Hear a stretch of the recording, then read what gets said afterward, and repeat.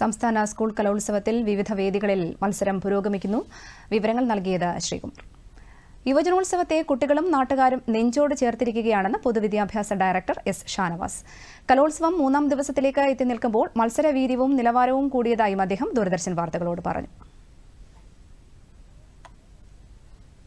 മേള 2-ാം ദിവസം പിന്നിടുമ്പോൾ വിദ്യാഭ്യാസ വകുപ്പിന്റെ പ്രവർത്തനങ്ങളുടെ വിജയം എല്ലാ മേഖലകളിലും എല്ലാ വേദികളിലും കാണാൻ നമുക്ക് കഴിയുന്നുണ്ട്. മാത്രമല്ല എല്ലാം അച്ചടക്കത്തോടുകൂടി അത് അധികം അപ്പീലുകളില്ലാതെ അസ്വാരസ്യങ്ങളില്ലാതെ മുന്നോട്ട് പോകുന്നു എന്നാണ് നമ്മൾ വിദ്യാഭ്യാസ വകുപ്പിന്റെ ഡയറക്ടർ ശ്രീ ഷാനവാസ് നമ്മോടൊപ്പം ചേരുകയാണ്. നമുക്ക് ചോദിക്കാം സാറേ, എങ്ങനെയുണ്ട് യഥാർത്ഥത്തിൽ മത്സരം 2-ാം ദിവസം കഴിയുമ്പോൾ? നമ്മൾ ഇതുവരെ നടത്തിയിട്ടുള്ള കലാമേളകളിലെ ഏറ്റവും വിജയിച്ച ഒരു കലാമേളകളിൽ ഒന്നായിട്ട് നമുക്ക് തിരുവനന്തപുരത്തെ നമുക്ക് കണക്കാക്കാം. വർദ്ധിച്ചു വരുന്ന കുട്ടികളുടെ പ്രാതിനിധ്യം ഈ പ്രാവശ്യം നമ്മൾ 5ഓളം ഇനങ്ങൾ കൂടുതലായി നാം ഏർപ്പെടുത്തി 25ഓളം വേദികളിലായിട്ടാണ് നടക്കുന്നത്. കഴിഞ്ഞ പ്രാവശ്യം 23 വേദികളായിരുന്നു.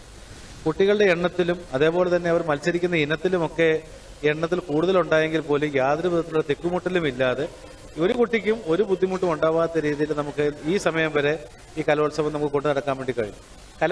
കലോത്സവം മാത്രമല്ല ഇത്, ഒരേ സമയം തന്നെ പല മേളകളാണ് നാം നടത്തുന്നത്. അതിൽ ഒന്നാണ് ഈ പ്രവൃത്തി പരിചയമേള. കുട്ടികൾ കാണുവാൻ വേണ്ടിയും കുട്ടികളുടെ പ്രകടനം കാണുകയും ചെയ്യുമ്പോൾ കലാസാഹിത്യ മേളയിൽ മാത്രമല്ല അവരുടെ മറ്റ് കഴിവുകൾ കൂടി നമ്മൾ ആ സമയത്ത് കുട്ടികളുടെ കഴിവുകൾ പ്രദർശിപ്പിക്കാനുള്ള ഒരു അവസരം കൊടുക്കാറുണ്ട്. ഇന്നിവിടെ 14 ജില്ലകളിൽ നിന്നും വളരെ ചെറിയ ഒരു അംശം, കുട്ടികളുടെ കഴിവിന്റെ ഒരു അംശം മാത്രമാണ് ഇവിടെ പ്രദർശിപ്പിക്കപ്പെട്ടിട്ടുള്ളത്.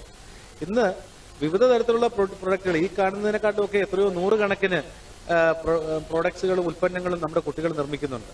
അപ്പോൾ അതിനെ ഒന്ന് ചാനലൈസ് ചെയ്യുക എന്നുള്ളതാണ് ഇനി വിദ്യാഭ്യാസ വകുപ്പ് ലക്ഷ്യമാക്കുന്നത്.